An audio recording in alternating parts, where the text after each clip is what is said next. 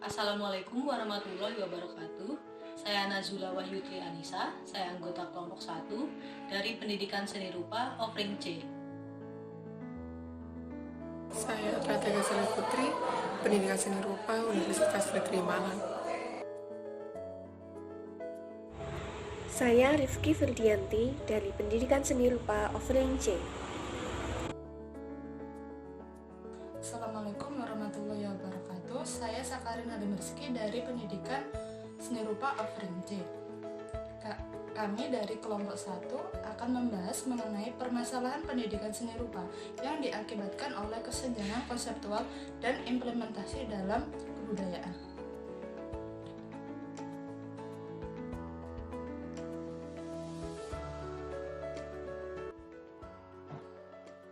Budaya berasal dari kata Sanskerta yaitu budaya. Bentuk jamak dari Buddha, budi, atau akal. Budaya diartikan sebagai hal-hal yang berkaitan dengan budi dan akal manusia. Dalam bahasa Inggris sendiri, budaya bisa disebut dengan kultur. Menurut salah satu ahli, yakni Seto Sumarjan dan Sulaiman Sumardi, kebudayaan adalah sarana hasil karya, rasa, dan cipta masyarakat.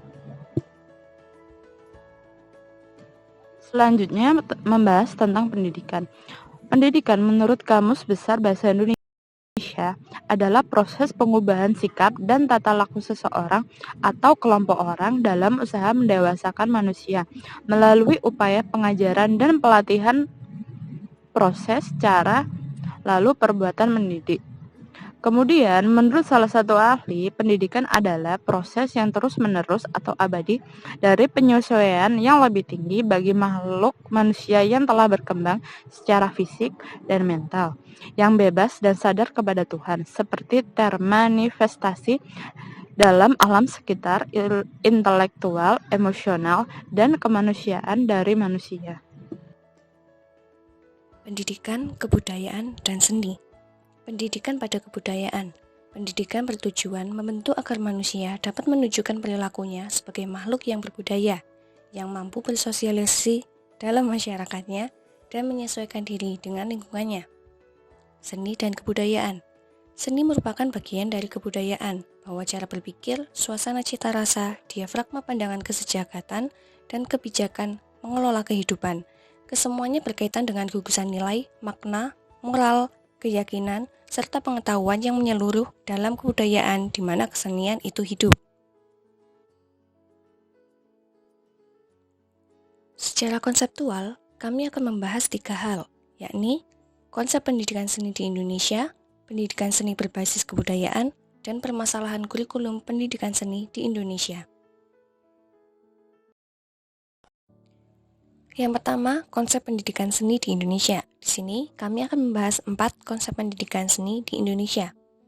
Yang pertama, keberagaman konsep seni di masyarakat. Pertama adalah karya seni mencakup sejumlah konsep seni sebagai keindahan, seni sebagai hiburan, dan seni sebagai media komunikasi. Kategori kedua adalah konsep seni yang pendeskripsiannya atas dasar proses kreasi. Kemudian penyelenggaraan pendidikan seni, di mana seni sebagai pendidikan formal dan non-formal. Kemudian seni secara teoritis, seni yang murni estetik, dan seni yang dimanfaatkan untuk beragam kepentingan lain atau biasanya disebut seni terapan. Selanjutnya, sasaran kemampuan berkesenian. Ditinjau dibedakan menjadi 2, yaitu pendidikan seni yang diarahkan agar siswa memiliki kompetensi terkait kesenimanan atau aktor perilaku seni. Sedangkan yang kedua, pendidikan seni yang diarahkan agar siswa mempunyai kompetensi berkesenian sebagai bentuk pengalaman belajar dalam rangka pendewasaan potensi individu sehingga dapat menjadi manusia seutuhnya. Itu diartikan secara konseptual. Pendidikan seni berbasis kebudayaan. Sekarang ini masih sering ditemukan praktik pendidikan yang hanya berorientasi kepada salah satu potensi manusia, yakni ranah intelektual. Dalam lingkup umum, pendidikan seni bertujuan untuk mengembangkan daya kesadaran, kepekaan estetik, dan memberi kesempatan untuk berekspresi. Peserta didik diberikan kebebasan untuk menjadi kreatif dan ekspresif. Dengan begitu, dapat dikatakan bahwa pendidikan seni dapat menjadi media pendidik estetik, dan sebagai media pendidikan kreatif. Krisis kepribadian dan moralitas yang terjadi dewasa ini antara lain disebabkan oleh penerapan pendekatan yang mengabaikan nilai-nilai kemanusiaan atau kebudayaan. Pendidikan yang bertumpu pada perkembangan intelektualitas hanya mengejar kemajuan ekonomi dan teknologi. Akibatnya, menghasilkan pribadi yang kuat intelektualnya tetapi lemah secara sosial. Permasalahan kurikulum pendidikan seni. Pendidikan seni di Indonesia sejauh ini menunjukkan bahwa pemenuhan fungsi edukasional dan kultural oleh pendidikan tinggi di Indonesia masih belum optimal. Pendidikan tinggi seni misalnya, memiliki peluang untuk menyiapkan individu-individu yang kreatif dan inovatif jika dengan perancangan dan pengembangan kurikulum yang baik.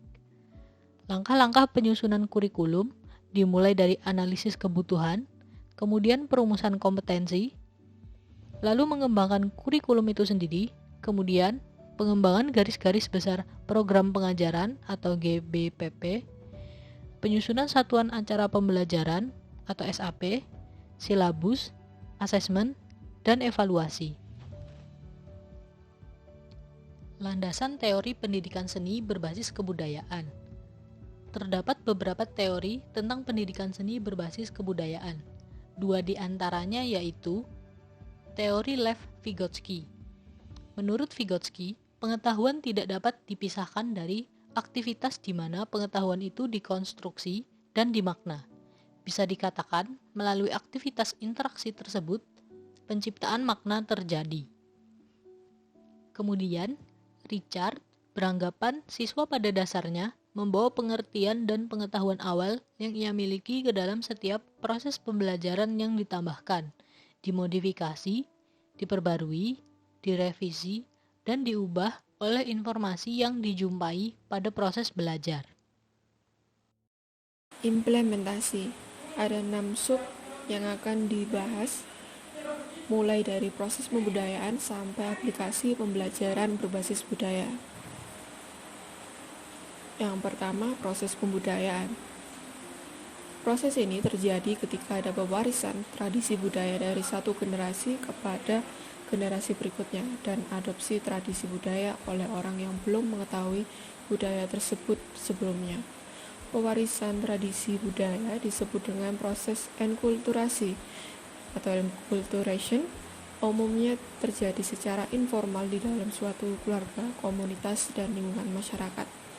Biasanya berisi tentang tata krama, adat istiadat, keterampilan komunitas atau keluarga yang memang diturun-temurunkan. Sedangkan adopsi tradisi budaya dikenal sebagai proses alkulturasi. Biasanya terjadi secara formal melalui pendidikan seseorang yang awalnya tidak tahu, kemudian diberitahu dan disadarkan akan keberadaan suatu budaya, lalu orang tersebut mengadopsi budaya itu. Berikutnya, proses pembelajaran berbasis budaya. Pembelajaran berbasis budaya merupakan strategi penciptaan lingkungan belajar dan perancangan pengalaman belajar yang mengintegrasikan budaya sebagai bagian dari proses pembelajaran. Dalam pembelajaran berbasis budaya, budaya menjadi sebuah media bagi siswa untuk mentransformasikan hasil observasi mereka ke dalam bentuk dan prinsip yang kreatif tentang alam. Dengan demikian, siswa bukan sekedar meniru dan atau menerima saja informasi yang disampaikan, tapi siswa juga menciptakan makna, pemahaman, dan arti dari informasi yang diperolehnya. Pembelajaran berbasis budaya dapat dibedakan menjadi 3 macam, yaitu belajar tentang budaya, belajar dengan budaya, dan belajar melalui budaya. Pembelajaran berbasis budaya adalah suatu metode pembelajaran. 4 hal yang harus diperhatikan dalam pembelajaran budaya yaitu yang pertama substansi dan kompetensi, kedua bidang ilmu atau studi, yang ketiga penilaian hasil belajar atau kebermaknaan, dan terakhir peran budaya. Berikutnya ada penilaian hasil belajar. Penilaian hasil belajar tidak semata-mata diperoleh dari siswa dengan mengerjakan tes akhir atau tes hasil belajar yang berbentuk uraian atau terbatas atau objektif saja. Konsep penilaian hasil belajar dalam pembelajaran berbasis budaya adalah beragam perwujudan. Hasil belajar siswa dinilai melalui beragam cara. Guru menggunakan beragam teknik dan alat ukur. Siswa mengekspresikan keberhasilannya dalam beragam bentuk, misalnya poster, puisi, lukisan, laporan ilmiah, atau seni yang diciptakan siswa sendiri. Contoh aplikasi pembelajaran berbasis budaya. Yang pertama, program SUAVE. Program SUAVE yang dilakukan di California, Amerika Serikat merupakan program yang ditujukan untuk membantu guru menggunakan benda seni dalam mengajarkan bidang ilmu seperti matematika, sains, bahasa, pengetahuan sosial. Di samping untuk membangkitkan kesadaran dan apresiasi terhadap seni dari komunitas budaya. Secara berkelompok dan berkelanjutan, guru dan fasilitator mengembangkan rancangan dan juga melaksanakan pembelajaran bidang ilmu dengan menggunakan beragam seni. Kelas dalam program ini biasanya memiliki karakteristik yang unik, yaitu partisipasi aktif dari siswa dan guru, berani mengambil resiko, seperti menggunakan metode asesmen yang beragam dengan melibatkan siswa dalam penerapan asesmen. Yang kedua, ada etnomatika di Filipina. Etnomatika dipersepsikan sebagai lensa untuk memandang dan memahami matematika sebagai hasil budaya atau produk budaya. Yang ketiga, pembelajaran Science, Environment, Technology, and Society merupakan pembelajaran terpadu yang diharapkan mampu membelajarkan siswa untuk memiliki kemampuan memandang sesuatu secara terintegrasi dengan memperhatikan 4 unsur, yaitu sains, lingkungan, teknologi, dan masyarakat. Yang terakhir, pembelajaran inovasi IPA merupakan sebuah yayasan Jepang yang berada di Indonesia. Program ini membuka kesempatan seluas-luasnya bagi guru sekolah menengah untuk membuat inovasi dalam pembelajaran IPA, yaitu pembelajaran biologi, fisika, dan kimia melalui strategi menggunakan lingkungan sekitar sebagai laboratorium IPA, misalnya bunga, barang bekas, dan lain sebagainya. Demikian presentasi dari kelompok 1. Mohon maaf bila ada salah kata.